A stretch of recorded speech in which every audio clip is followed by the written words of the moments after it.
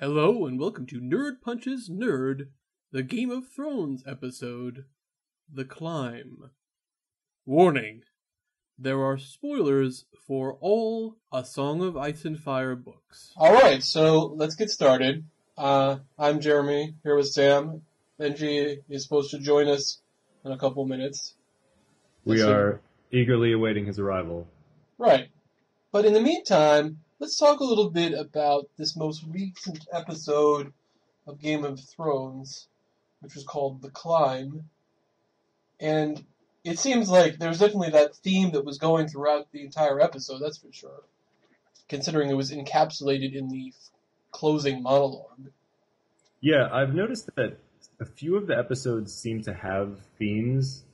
Some of them don't, but I remember reading some interview with one of the showrunners where he basically mocked the idea of having themes in episodes and said none of the episodes have a theme, we're just putting on a show. I don't remember what the quote was. No, but, you're right. He did say that. He said, I forget if it was Benioff or who's the other one? Weiss. I forget which one it was. Two old Jews. That's right. You know what they say about Jews in Hollywood? Yeah, I know, exactly. They make awesome entertainment. That's true. Yeah, so, I don't know. He says that, but it seems like sometimes the themes are what I would call very obvious. Yeah, well, I mean, and part of it is that the episodes are written by different people. So certain writers like to have an episode with a theme, and other writers don't care. So, right, any TV show is going to be like that. Okay, so the thing that's interesting about the series is that, yes, you sort of have these showrunners who are kind of being the overarching guys. They have teams of writers as well. However, what will happen is you only have one person as the credit because they're sort of the person who does sort of the pulling it together, doing everything set up. So Benioff and Weiss have done most of the episodes in the season, and they will continue to have done most of them. They did the first one, Valor do Heres, Right. first thing. Right. And then they also did the Walk of Punishment, which was very good, the one that ended with Jaime's hand getting cut off. Right. And the one after that, where Daenerys, gets the Unsullied. They did this most recent one, The Climb, and they're going to do the last three. The one that's run... When you say they did it, you mean they have the primary... They're credited. Credit for writing? Yeah. It's almost impossible to know exactly who exactly wrote what, because as the showrunners, they kind of have last call in some ways about a lot of this stuff, although they don't entirely, because there's a couple of different stakeholders here. There's them, of course, the showrunners, because they're the primary people running the show here. But then there's George R. R. Martin, who's still a big part of it, and he does have inputs, even though he doesn't have creative control. He is a producer. And of course, HBO is still, paying for it, so they have a say. Up to a point, but they still do. Right. So it's a little vague exactly what happens, and you never know precisely what's going to happen. Sorry about that.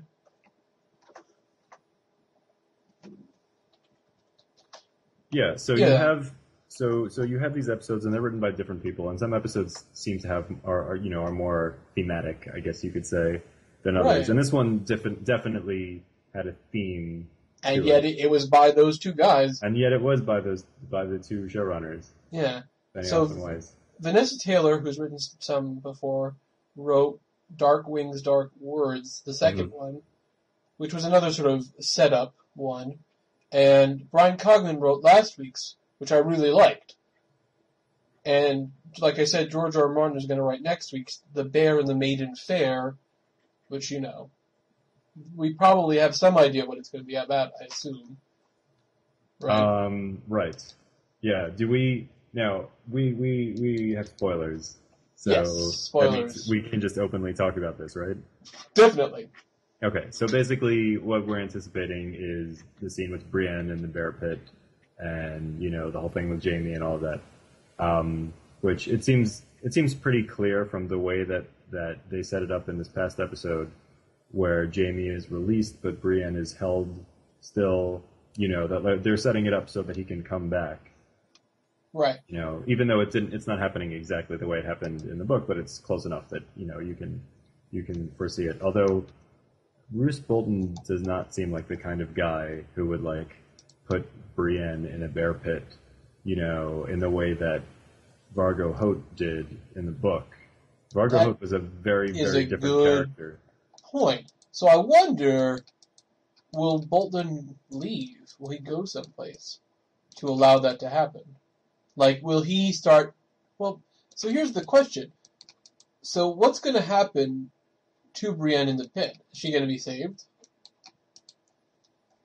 I imagine it'll play out largely like it does in the books. It would definitely surprise me if it didn't. Right. So I guess I'm trying to decide about what might happen. So let's see. Well, in the book, pretty much what happens is they put her in the pit and she has like a blunt sword or something like that, right? Okay. All right. A little research has revealed that in the book, Bolton does something similar, where he says, okay, I'm going to send Jamie off. And then Jamie says, send Robb Stark my regards. And then Bolton gives Brienne to the Brave Companions for that ransom for the Sapphires thing, and then leaves Harrenhal, leaving Vargo Hoat. So then he throws her in. So the truth is, it could still work the same way, because then Jamie comes back with the Bolton's men. So that still works, because then he would just leave, and instead of it being Hoat, it could just be Locke again, being mad that he doesn't get those sapphires he wanted. I noticed one of my friends pointed out that he thought it was weird that they invented this character Locke to play this role in the show when in the book Roose Bolton has a lieutenant. His name is Steelshanks Walton. And, it just seems obvious that he would be Roose Bolton's right-hand man. So why invent this other guy? It just doesn't add up. Unless they're going to do something really weird and different with this guy Locke. But, what's the purpose? Why not just make him Walton? Well, I don't know. Don't forget, in Harrenhal, Jorge or Rourge, I really don't know how his name is supposed to be pronounced. I think it's Rourge. I don't think it's Jorge. And Biter are there at some point, or, I think. Biter. A Biter? Yeah. Yeah, I think that's how his name's pronounced. Right. So, And eventually Clegane kills him. So I guess... Clegane kills who? Vargo Hoat? Yeah, eventually. Oh, yeah. I didn't remember all the details of it, but it's something like he ends up just being tied up and starved to death or something like that. I don't remember the specific way, pieces, but I'm sure Clegane came up with a very pleasant way to do it, as is his wont. Yes. Yeah, they really have sort of de-emphasized in this show. Yeah, and you know what? Just how that's a problem. Fucking crazy and sadistic Gregory Clegane is. The problem, they kind of mention it. Well, they hint at it, and there's they a few talk instances. About it. They talk about it sometimes, but you don't really feel the same impact with his character that you do in the book. Well, that's because you had so much with Arya. In the book, person. He's basically a force of nature. Well, yeah, and you saw a lot of it with Arya's perspective when she was at Harrenhal, and we didn't get that. Right. And the truth is, we could have still gotten a lot of that if Tywin was still there. Because he was there. Gregor was there. But, they didn't have time, it seems, to really deal with that. And we didn't see Clegane do anything really that bad, except in the first season. And they changed actors, for whatever reason. And then the second actor, he's still tall, but he's not, bulky. Doesn't really fit as much for me. Right. But even so, he didn't do anything. He was just sort of there and listened to him a little bit. And Tywin just told him to do stuff. We didn't really see much from him. We hear about him, but that's really all. And it's kind of too bad annoying. that Wilt Chamberlain passed away. Oh, would he have been the perfect He would have been the Gregor? perfect Gregor Clegane. I mean, don't we all remember his performance in Conan the Destroyer? No. You don't? Oh, okay. So I guess we don't all remember his performance in Conan the Destroyer, but I I don't remember. know. I don't remember what he did in that. He played like a big, strong guy who was really big and tall, as is Wilt Chamberlain, being big and tall. He was not a good actor. Yeah, it happens. So, why is Hote not used? I don't know for sure. It could be because of his, lisp. It could be because they just wanted to consolidate. If they really didn't like the lisp, they could have just had him not have a lisp. Yeah. Right? Like, that seems like it's not a big deal.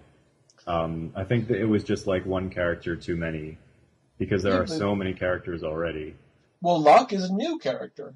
Right. But, I mean, maybe Steelshanks Walton just won't be on the show. Well, okay, so if what you're saying is they combined Hote with Walden, then why don't they just get rid of Walden and still combine them? And just call him Vargo Hote and keep the name? I don't have an answer for you. I'm just saying that would have been what I would think makes more sense. Okay. Well, that's my opinion anyway. Because, I don't really understand why they did it that way. I understand why some things are done in the way of streamlining and making it faster. I mean, it's not like the Brave Companion people didn't go to Harrenhal. They are kind of, in a sense, they're sort of working for Bolton's indirectly. Just not, right. Not exactly like in the sort of direct way that he is in the show. So it is a little confusing. I mean, if he had just introduced himself as Vargo Hote, I probably would have forgotten about the lisp. Because I read about it in some kind of, someone saying that they thought maybe that was why they didn't use him. And then I remembered, oh right, he does have that weird way of talking.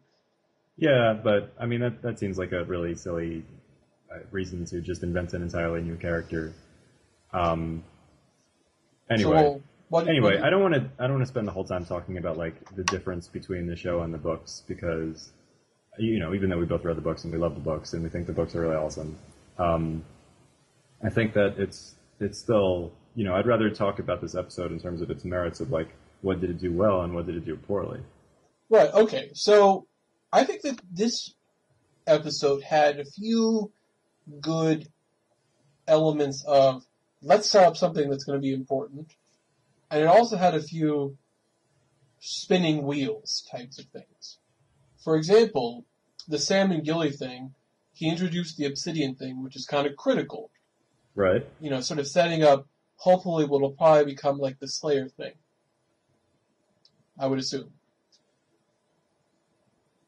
And obviously something actually happened with John where, they got over the wall. So that's sort of like, that's a plot area. With Arya, that was another specific plot point.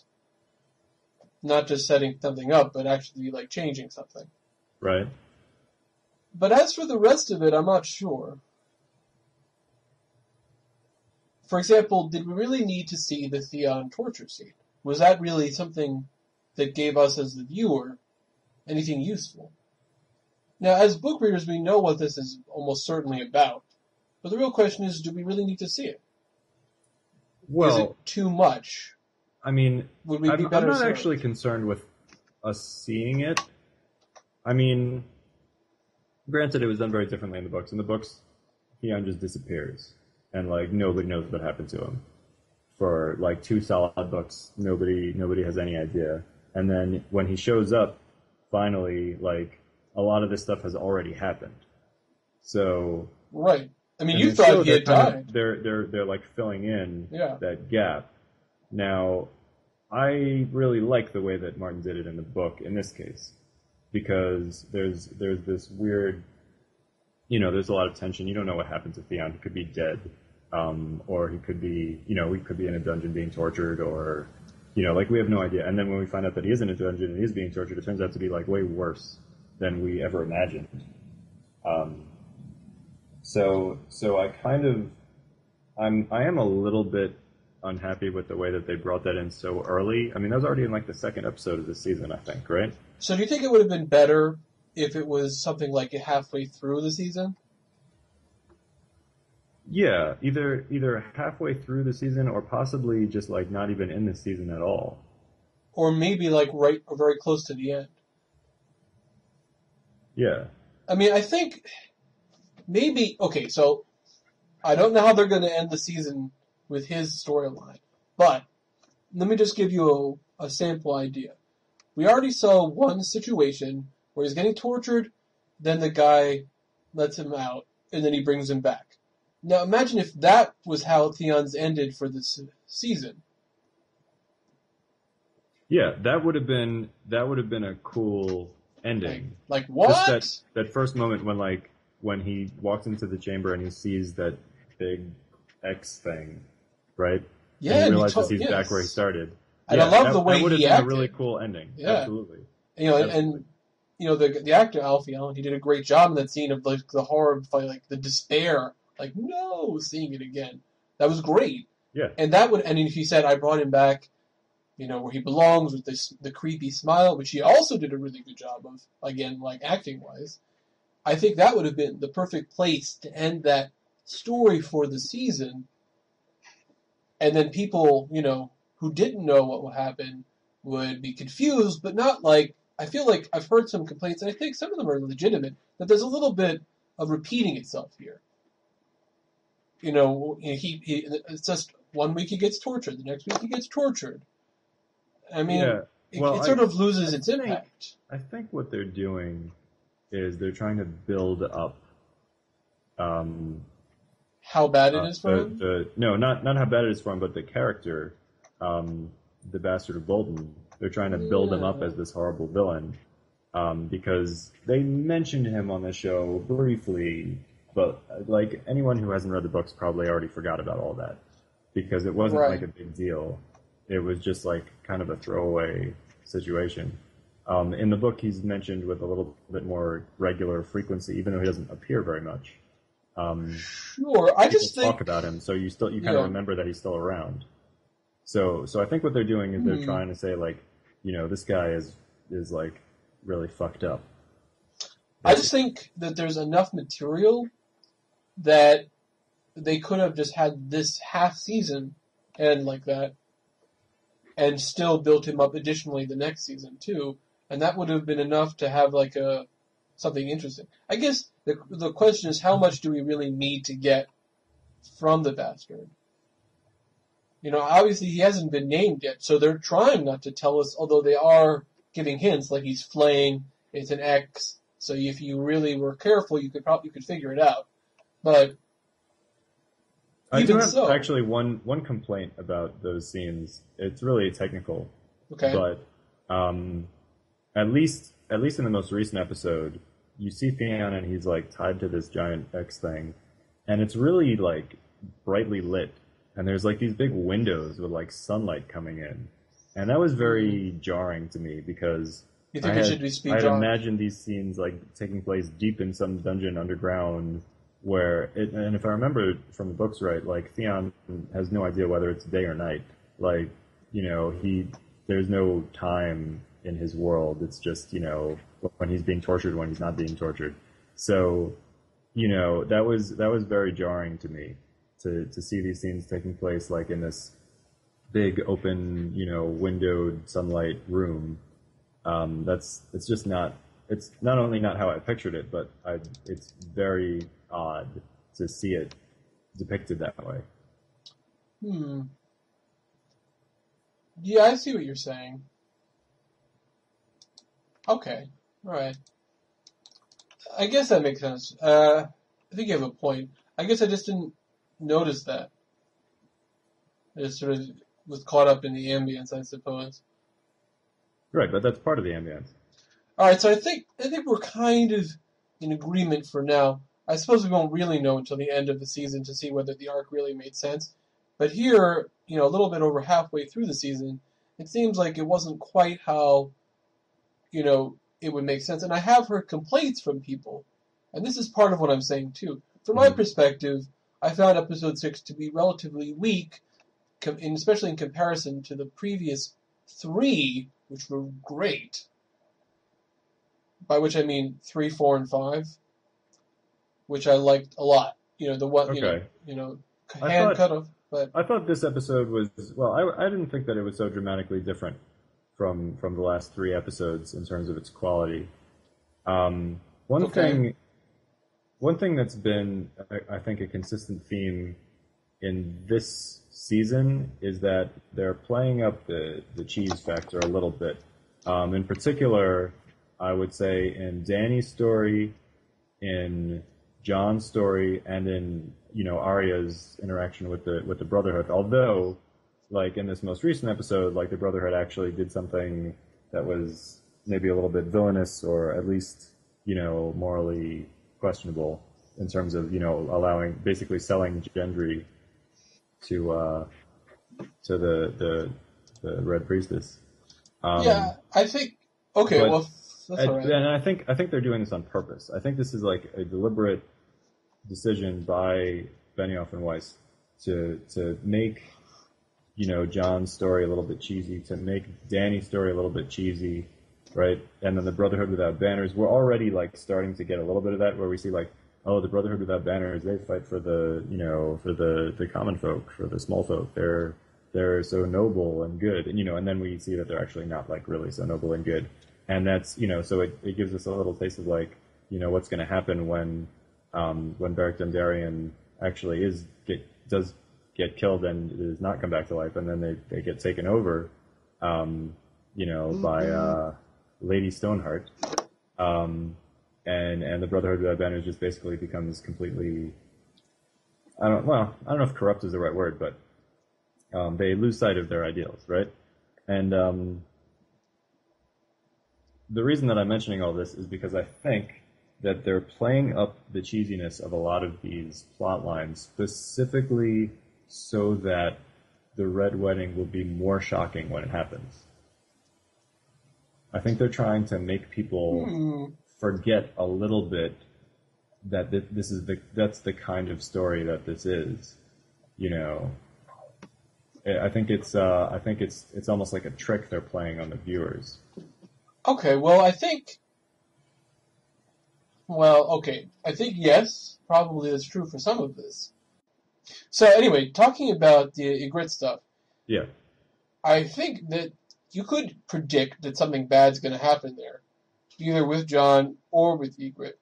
Now, we've talked before about how this whole everybody can die thing is a little bit inaccurate in some ways, because it seems like everybody can die except for the characters that George R. R. Martin likes. I really don't think Arya's going to die until maybe the end, if at all. I don't think Daenerys is going to die except until the end, if at all. Same thing for Tyrion. And I'm not sure about Sansa. I could see her surviving as well. And Bran, I think, it's hard to say. Maybe he'll transcend into some new sort of state of reality. Maybe he'll die. It's hard to say with him, because we sort of get less of that character than anyone else. Maybe Rickon will be the last survivor. I guess what I'm saying is, it seems like any of the secondary characters can die at any point. Well, you say that, and yet, like, in the 5th book, and now we have to be really careful, because if I'm going to spoil something that happens at the end of the 5th book, even the people who've read the books, like, that's like a little bit, Okay, but I know what you're talking about. But yes, let's just say that what you're saying is not entirely accurate. So, someone who is a significant point of view character does get killed. Yes, that is true. Even so, I wouldn't be surprised if he, she, or it somehow managed to get his, her, or its way back to life in the next one. It's possible. Yeah, I mean, the thing is, because except for Sansa, they've all sort of well, and I guess, you know what? Hey, that's kind of an interesting point. Everyone other than Sansa sort of encountered something magical, and she's the one whose wolf died.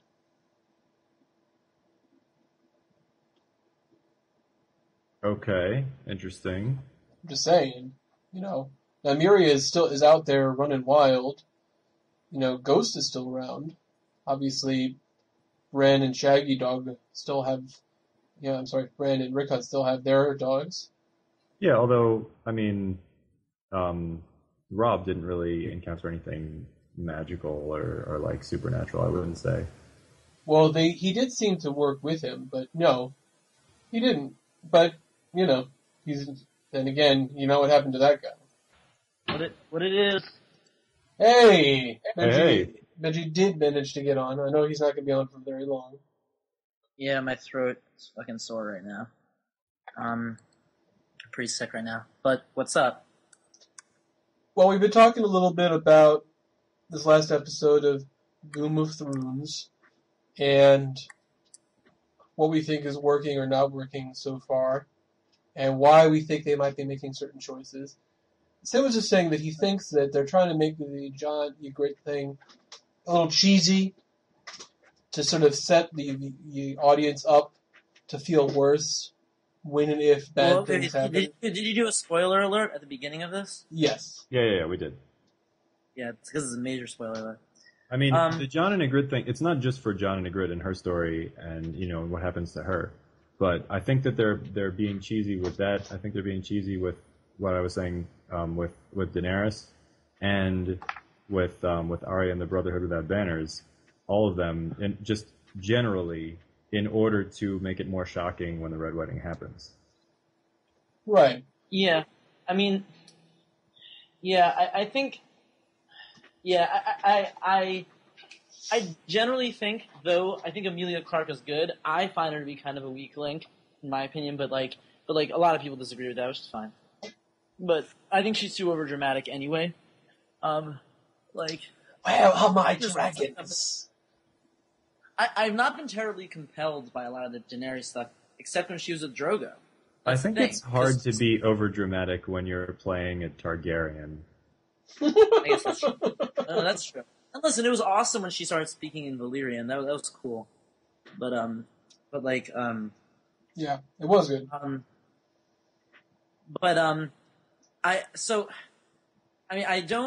I don't like how they put Raz in. I don't think that was necessary, really. Just in general, I think it's fine. I was fine dealing with it. But I'm fine to see her go. Yeah, I mean, I didn't hate her, but she just seemed. Well, it just seemed like it was a little superfluous because at first I thought, oh, they're setting something up, and then it seemed like, oh, they're just using an excuse to show that Littlefinger and Joffrey are kind of assholes. But we kind of knew that. It didn't really do anything new for that. I mean, it sort of is saying, well, Varys cares about the realm in a manner of speaking. And I think that's true that he does, but that doesn't necessarily mean he wants particular people to be in power. Can I just point something out about Littlefinger's speech? Mm-hmm. I mean, acknowledging that the scene between Littlefinger and Varys was awesome, and pretty much every single scene that has Varys in it is awesome, because the guy who plays him, I don't know his name, but he's Conleth fantastic. Hill is the guy's name. What's his name? Conleth Hill. It's a very British name. Conleth Hill. That's super. He's fantastic. But I just want to point out Littlefinger's speech where he says, oh, the realm doesn't exist, and, all this stuff these are all illusions, and the only thing that matters is the ladder. He's wrong. Like, objectively wrong. I just want to point that out. The realm is not an illusion. It's an actual thing. What Varys cares about, Varys' values are real things. Like, he cares about peace. He cares about people not getting slaughtered. He cares about, the kingdom's not descending into chaos. Of course, Littlefinger wants them to descend into chaos because it's good for him. But I feel like he made the speech, and it's supposed to be like this profound speech, like Gordon Gekko and Wall Street saying greed is good. But he's off the mark. All it really shows is that Littlefinger is a sociopath. Yeah, well, he definitely is a fine. sociopath. Well, He's not the only one either in the series.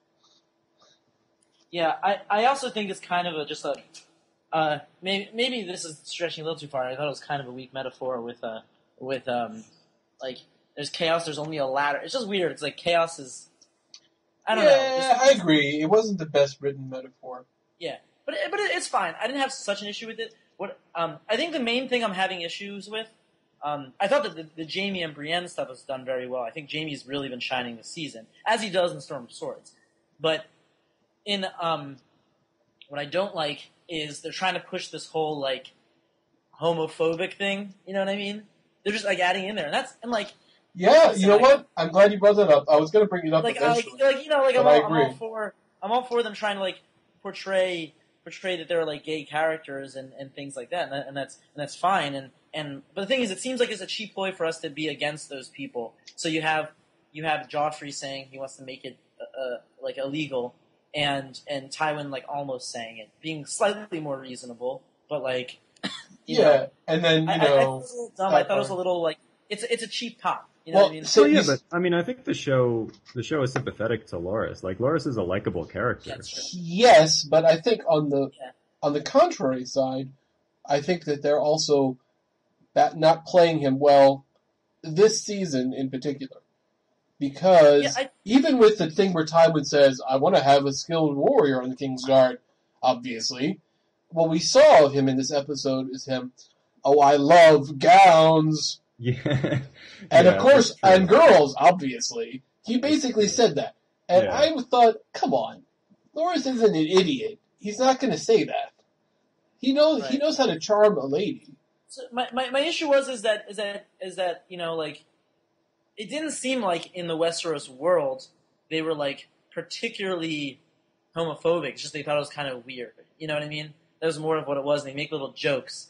But it didn't seem like anyone was really getting really into it, you know, well, saying it was disgusting. They made a bigger deal about the incest thing. Oh, yeah. Well, I think that... I think even on the show, everyone agrees that incest is a much bigger deal. Yeah, well... Yeah. I think there's a little bit of the homosexuality thing in the books where it's talked about. Well, you know, it happens sometimes, but, you know, some lords are like that. But as long as they also have heirs, nobody really cares, is usually what happens. The deal. Well, in the books, there are no characters who are explicitly gay, right? There's a couple that are called out as such, but it's not very common. I mean, I'm not counting like Renly and Loras, you know, being that their relationship was sort of hinted at or whatever. But I'm saying like actually explicitly, unless you count Lynn Corbray, but he's really a pedophile, so that's a little different. Mm-hmm. Who Varys? No, Lynn Corbray. Whoever that guy. One of the Lords of the Vale. Right, no, I know what you're talking about. I can give you another example. Whoever was Satin's lord from the Wall. Who? Yeah. Satin. Oh, Satin. Yeah. That's Remember, true. like, he tried, you know, there was a whole thing, and, you know, he sent him away because of that. I mean, he clearly, and Satin wasn't a baby. He wasn't, like, a kid. You know, he was old enough to be, like, yeah, he looked a little youngish, but he was still, you know, old enough to be married, which is old enough not to be a pedophile in Game of Thrones terms. Anyway. Yeah. But other than that, I mean, there are like comments here and there, but I don't know if there's anything else explicit about it. That, I don't know. Well, I mean, a lot of the Dornish people are bisexual, but that's not quite the same thing. That's true. And I wouldn't be surprised if they showed that, you know, in the show. It's fine. But wait, did you guys talk about Ramsay yet? A little bit, yeah. What was your thought? It seemed like you had a thought when we were speaking earlier, Jimmy, about the Ramsay. What I was saying is I thought it would have been a little bit more effective in the season, based on what I've heard of non-book readers, if they had done that arc with the bastard just up to the point where he gets returned for the first time, and ended his arc in the season that way. What do you mean? Meaning, if they had only had it where we see him getting tortured, and this one boy helping him out, then he helps him escape, and then he gets tracked down, and the boy helps him out, and then brings him back.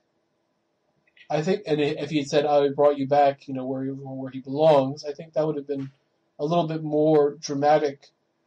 I don't understand. Isn't that what happened? No, after that there were 2 different episodes where he was just getting tortured. No, Jeremy's saying like if that had been the end of the season, that would have been for that would have Theon. been really good. For Theon, if that had been the end of the season, because Okay. they've already had. I do sort of agree, but it seems like they're trying to also show. I really am fine with this. I think they're trying to show what happens with Ramsay and his torture and all that stuff, and maybe next season they go into everything he does next. You know what I mean? I assume, yeah. But I guess I just feel like it's not odd enough, it's not weird enough to make it... I think that the problem with this kind of thing is that it loses its impact. One of the strengths of the way it was done in the book is that we don't know what happens, and suddenly we see the aftermath, and that's what makes it so shocking. Because we didn't see any of what happened. He does that really well. George R. R. Martin just does that really well. Right. Whereas if you keep seeing torture, eventually it's going to get to the point you have to become a little inured to it. It becomes less relevant. Well, who knows what they'll do? Maybe they will, maybe they'll show aftermath later. Maybe he'll get, maybe it'll be after he gets castrated or something like that. Well, I assume that they will do that kind of thing. I don't know if they're going to have a time jump or anything, but yeah. I just felt like maybe it wasn't the most effective way to do it. I think it is a good idea to have included them in the season, but maybe not the way they did it. Wait. By the way, did that happen in the books where they climb the wall like that? That scene? Almost the same. What about it? It was pretty much the same. Although, from what I remember from the book, it wasn't quite so silly. Like I actually thought it was like a little bit silly the way they did it. It was, and I watched it. I watched the show with a bunch of people who are not book readers, and there was no real tension at all. Like nobody actually thought that Jon or Ygritte was going to fall and die. So the whole scene was just kind of predictable, which is a shame. I think it would have been better if they'd done it, if they'd included something else that was in the book, which was that like there was another team of climbers that were climbing like parallel to them who like all fell in this avalanche, and they and there was nothing anyone could do, and they all just fell and died. And if they had done that on the show, that's what happened, right? That's what happened on the show. But it wasn't like a group. It was like 2 people. It was like 1 or 2 guys that fell, but it wasn't. It just wasn't. It didn't have the same impact. I think that what the way that it was depicted in the book. But also like there was no way, like we never really thought that anything was going to happen to them. So like, what's the point of doing it then? Right. All right. Well, is there anything else for right now? Anything else you'd like me to discuss? I got to get off. All right. Benjy's the expert. Shabbat shalom. All right, later. All right. Was there anything else you wanted to talk about? Well, I guess before we finish up here, I guess we can talk about what we think was working, what we thought worked well. Well, okay. So despite my complaints about the stuff with Jon and Ygritte being a little cheesy, especially the climb itself, pretty much everything with Ygritte on it is awesome because she's fantastic. Mm-hmm. I adore her. I mean, I liked her character in the books, but I adore the way that they depict her on the show. So that's a definite highlight for me. I thought that the scene with Tywin and the Queen of Thorns was pretty awesome. I mean, putting aside the weird homophobic kind of that was a little odd, but that was going on. Yeah, it was a little weird, but putting that aside, it was a pretty awesome scene. So I like that. She did have a great ending at the end. He's like, what a pleasure it is to finally meet someone who lives up to his reputation. Yeah, exactly. Well, so that was good. What else did I like? And of course, the conversation between Littlefinger and Varys, even after my criticism of Littlefinger is just that, that he's a sociopath. But the scene was good. I mean, any scene with Varys and Littlefinger is going to be good. So, I guess so the those were my highlights. is if you think the show's being a little too obvious with its sociopathic tendencies. Well, I think they were a little too obvious in season 1. Okay, But I mean, you're saying so. By this point, it's fine. By this point, like we know that like he is, the most ambitious man in the Seven Kingdoms, right? And he will do anything to anyone in order to advance himself, and like we know that, right? And he gets real creepy in the next book, right, and that's where probably the most interesting thing about his character is this like creepy obsession that he has with Sansa. Right. Well, it seems like there's this idea that he was really drunk when he banged Lytha, and so he thought it was Catelyn. Yes. And that's why he honestly believed that he took her, whatever they use, Maidenhead, I guess. Is that how they say it? Yeah, that is how they say it. I think he knows that it was not Catelyn. Well, in that case, that would also explain some of his behavior as sort of he's lying to himself constantly. He knows that it isn't true, but it's driving him crazy. I mean, I remember in the book or I don't know if this is on the show, but I know in the book he says that he took her virginity, but I don't think he actually deluded himself into thinking that he did. I think he was just, bragging. Maybe. I guess I could see it either way. But, okay, so I think I agree that did work pretty well. What about the replacement of Gendry for Erdrick? Or Erdrick? I think it makes sense, again, when you talk about consolidating characters and, and like compositing multiple characters into one. Edric Dane is such a minor character. Like, he does nothing in the books. He's just kind of there, and he's not really there very much. So he's really not important. And when you think about the fact that like most of the justification of his existence is so that the Red Priestess can use his blood because he's got the blood of the king because he was right. Robert's bastard. So like if they can use Gendry in that same role, and we know who Gendry is. So he's a recognizable character. And Gendry also really doesn't do anything too much after this point in the books that I can remember. So I think that it's a change that really makes sense from the point of view of trying to simplify the cast and not have like a million little characters that no one can remember. Yeah, I suppose that makes sense. I think that it gets a little complicated because if he dies, by which I mean Gendry, that might screw up stuff from later.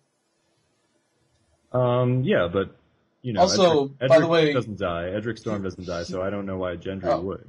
Well, yeah, that's what I'm saying. I would hope that they wouldn't make a mistake with that. Well, but they know what they're going to do. Gendry does pop up again later. Okay, but do you remember what happened to Edric? And how it could still work? I remember that something almost happened to Edric. He was going to be killed. Yeah. But then Davis saved him. Right, exactly. So I think that would still work, because they'll probably do the same thing. I think that would work to have, Davos come back, into the season to help him out. I feel like that would work, at least from my perspective. Yeah, is that in Storm of Swords? There's so much stuff that happens in Storm of Swords. I forget where I saw this, yes, but somebody was mentioning the fact that they split it into 2 seasons, and that this season, the climax of the season will be the Red Wedding. Like, it seems weird until you realize how much stuff happens after the Red Wedding in A Storm of Swords. There's just tons and tons of, plots and action and like battles and all kinds of stuff that, it's sort of easy to forget how much. I mean... So that's why it's hard for me to keep track of, like, when did Davos save Edric, and when did he, come back and read that letter from the Night's Watch to Stannis and all of that, it's kind of hard for me to keep it straight in my head. Well, let's see. So what happens in the second half? Let's call it. It's called post Red Wedding because we don't really know exactly what's going to happen in the 10th episode, which will probably be a few more things, but who knows for sure. I mean, Arya and Sandor are doing something. They keep fighting, and then he gets wounded, potentially mortally, unclearly. Right. And then she runs away. Right. And Balin Greyjoy dies at some point. Obviously, Greyjoys. Balin. Yeah, I forgot about the Greyjoys. Remember, it was the Three Kings. That was the whole point. Is that Melisandre was implying that it was because of her magic she was able to curse them. Right. Unclear as whether or not that's true, but it is certainly true that all three died. Yeah. The one that was the weirdest one was Balin, because it seemed like he died in a wave. Or, like basically he just got swept over a bridge. He got swept off a bridge. Yeah. Something like that. Yeah. Whereas Joffrey was poisoned and Robb was killed because of a conspiracy. Right. So those two. That's another thing that happens. I feel like Tyrion's wedding possibly happens before the Red Wedding. It does. It does. But obviously there's Joffrey's wedding, so that's big. I think they're going to have Tyrion's wedding this season, though. Probably. It wouldn't make sense to delay it that much. And so obviously Joffrey's wedding happens afterwards. But that's pretty much like the big dramatic ending. There's also all the stuff going on north of the Wall, where the wildlings, attack the Night's Watch in force. Yes, well, right, but after Jon's whole raid and the whole, when he comes back to the Night's Watch, then there's like an entire battle. Well, I could see Ygritte dying in the 10th episode. What? I could see Ygritte dying in the 10th episode. I could. I mean, there's a lot of different ways they could do it. But so that's another thing that happens. And obviously, like Stannis and Davos, that's, I think all that stuff with Edric Storm, I think that happens after the Red Wedding, although... Yes, it does. I can't really, as I said, it's hard for me to remember. Obviously the stuff with, Oberyn. Oh, happens. Yeah, the whole trial. How could I forget? After Joffrey's wedding, there's even more stuff that happens. I thought Joffrey's wedding was the end. Also, remember, don't forget that right after the wedding, Sansa flees. Then there's a trial. There's a whole Tyrion's trial, and then the combat, and then the climax actually at the end is when Tyrion kills Tywin. Which happens after all of that stuff. Right. So that would be like that would probably be how they would end it. I would think the season.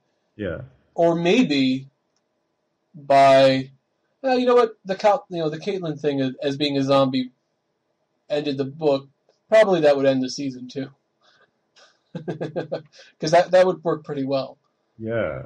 But I had forgotten all about Tyrion's trial. Like I didn't even remember all of that. But yeah, all of that happens in Storm of Swords. It's insane. It's insane how much stuff happens. Right, well, the other things are, so let's see. The other things are Sansa gets kidnapped / rescued right after the wedding. Yeah. And then, of course... I wonder if they're going to bring Sperdantos back. I don't think so. I don't think so either, but they had him in the first season for no real reason. Yeah. So, maybe. They didn't have him in the first season. They had him in the second season. Was it the second season? I guess it was the second season. In any case, he was an established character, slightly. But yeah, he was like dealing, the thing is, Sperdantos was like constantly dealing with it. So they'd have to like reintroduce him in season 5, basically. So there is that. There is all the stuff. Well, it would be season 4, I think. Not season 5. Don't forget Stannis shows up too in Castle Black. Right. Bran and company pass Sam and Gilly and go through the secret gate and meet the mysterious Cold Hands. Right. Who may or may not be somebody that we know. Daenerys discovers the traitor thing and sends Jorah away. Oh, yeah. And Takes there's over Marine. there's the whole Daenerys story, Right. right? After the Red Wedding, I don't remember how much of that is after the Red Wedding, but a All of significant it. portion of it is. It's very sporadic. Like she had the smallest story in Storm of Stories in terms of just how many chapters she had. Yeah. So it was very spread out. So most of it was after. In fact, at this point in the book, we hadn't gotten to where we are with Daenerys yet. Okay. I imagine they can stretch her story out a little bit because like the way it's told in the books there are these like large gaps in between the chapters of her stories where, just like stuff happens that you just hear about. So they can fill some of that in. Alright, so just to end off the episode, I think we should just have a little bit of wild mass guessing here, Okay. as they call it on TV tropes. So we know the final episodes, the Bear and the Maiden Fair, we know is going to happen with Jaime and Brienne, has to happen there. Second Sons is the next one. I don't necessarily know what that's going to Right. mean. What's the title of the episode? Episode 8 is Second Sons. Second Sons. Yeah, so what do you think that's about? Aren't the Second Sons? Isn't that the name of some mercenary company? I don't know. Well, yes, okay. So that's right. They were. Okay, that's right. They were. That has something to do with the Yunkai stuff. But Right. I have to assume since they're using that title, that they'll integrate it into other parts of the episode. Like where Fist with Fire, you had also other fire stuff. Just for example. I'm trying to think of who is like a second son who's like, a significant character. I don't know. Tyrion? Tyrion. Who else? That's kind of the best I can think of. Second sons. Well, okay, so... Bran, I guess. Bran is the second son. Not really. Alright, well, so the season, episode 9 is the Reigns of Castamere. Okay. And, I mean, you remember what Reigns of Castamere comes from, right? Yes. So, since the Reigns of Castamere is essentially about how Tywin killed people and rained blood everywhere, Yes. it would seem to imply that it's probably going to be about the Red Wedding, which would also match up with the other seasons of having, the big dramatic thing happened in episode 9. Right, Sean Bean dying. Yes. A bunch of green explosions. And the final episode of the season is Mysa. Mhysa. You probably don't even remember what that means, because I had to look it up. But you might remember. I don't. It means mother in Valyrian or Marinese. Oh, yeah. Whatever. Yeah, that's right. Yeah, exactly. So, that sort of seems to imply a little bit of something, because we do remember all the mother stuff. So we have to assume something's going to happen with that. I don't think that they're going to pull the trigger on the treachery thing until the next season. That's just my guess, but what do you think? Well, I mean, if episode 10 is Dany's invasion of Marine, right? Is it Marine? Which is the one where she has the ships that she uses like battering rams? Yes. Okay. That's the second city she conquers, or she only conquers 2 of them, and the third one she like makes peace with, or something like that. Well, Yunkai, she basically just forces them to give her the slaves. But Marine basically kills 100 of their slaves and just leaves their corpses. That's right. So Yunkai is second, right? And Marine is third? Yeah, Yunkai basically just gives up. He's like, So- okay, here so are that's- slaves. Yunkai would probably be in season 10, and when they give her all the slaves, and then like she becomes their mother, and like that's probably what that's referring to. That's my wild guessing. Right, so in episode 10... Okay, But then the that makes question is going to sense. be like, what the hell is going to happen in Dany's story in season 4? Like, okay, there's going to be the invasion of Marine, but what else? Like, You know, like there's not too much else to talk about for a whole season. Yeah, I mean, Barristan, is a traitor. Maybe they'll fill in some stuff from later on too. Maybe they'll bring in some. I think Dario is going to show up at some point. No, not Barristan. You mean Jorah? Oh, you're right. Sorry, I misspoke. Yeah, but remember, they're both technically traitors, in a matter of speaking. Except at this point, of course, Barristan is already shown as who he is. Whereas in the book, at that point, he's like, "Yes, I was lying to you." At this point, she already knows, so it's not really going to have the same impact as two people being traitors at the same time. Yeah, they might. Okay, here's some wild guessing. Maybe they'll have him do something else that she doesn't like that pisses her off. So she feels betrayed and feels like he has to redeem himself. That something that he never did in the book. Maybe it's an interesting idea. I don't know if the thing is, the problem is that Barristan, becomes kind of important. I don't know, like if he says, I know that you think Ned Stark was a butcher, but really he was a good man, or something like that, and she gets pissed off. I mean, that's kind of a small thing. It's not something that you send a man to his death over, but something like that. So I don't quite remember if Tyrion gets married before or after Robb. If he doesn't... I think it's before. Do you not remember?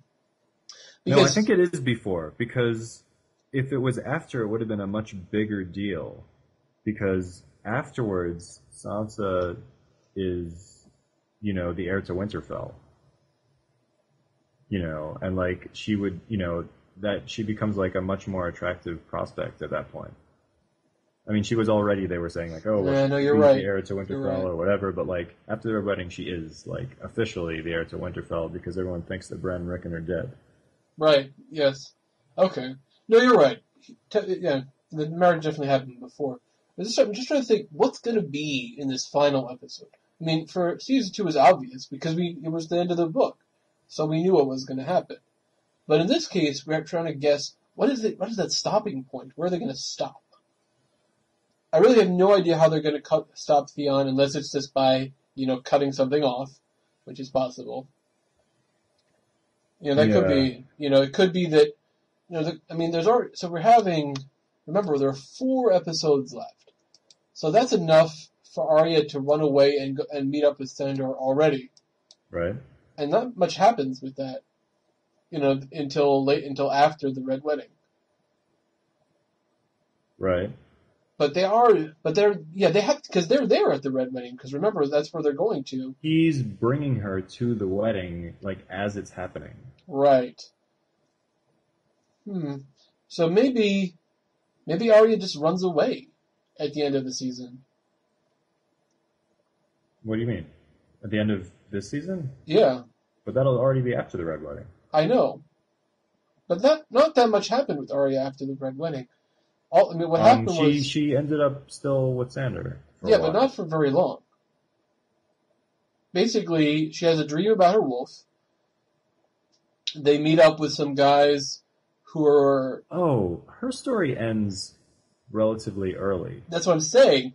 Sandor gets wounded. She leaves him dying. Yeah. Finds a ship in salt pans. Right. Heads to Bravos by using the magic coin, in a matter of speaking. And they won't take her to Winterfell. You never see her again, and there's still like 200 pages left of the book. Exactly. So that would be an interesting way to end it. To end season 3? So you think she wouldn't even be in season 4 at all? Who knows? I mean, we really don't know what's going to happen with season 4. I have to assume that they'll do something with her. I think that I could imagine that they'll consolidate in some way. But I'm just saying that would be. I mean, remember, we're just doing this guessing here. Arya does not have that much after the Red Wedding. You could fit it all in one episode, theoretically. But maybe they don't want to.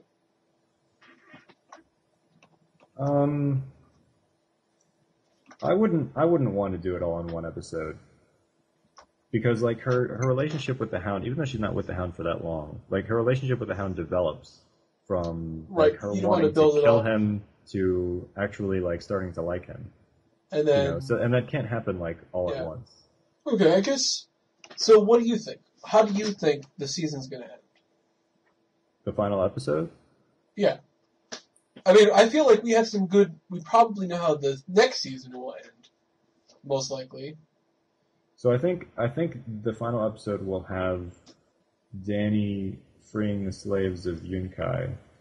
I think that will be one of the dramatic scenes that happens. Mm-hmm. I think that.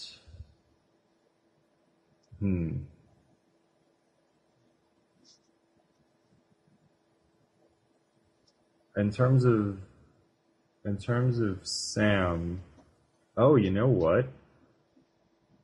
The last episode of this season might have Sam killing the other. Okay, that would be an interesting parallel to the end of the last season. Yeah, I think that might happen. I think that might be in the last episode. You know what? Sam killing another. You know what? I think I'm going to be on board with this. All right. Okay. You're on All board. right. Welcome aboard. Let's roll the dice and see what happens. Okay. All right. Well, I think that's a good ending, a good capper. Right. So I guess our normal episode will be up as soon as we can get the theme song completed. But other than that, I guess, the next time we'll talk maybe is after the next episode at some point, if we can, with all the holidays and the like. Right. All right, but I think we had some good discussions. Okay, great. And this worked out pretty well. So, nerd you later. Nerd you later.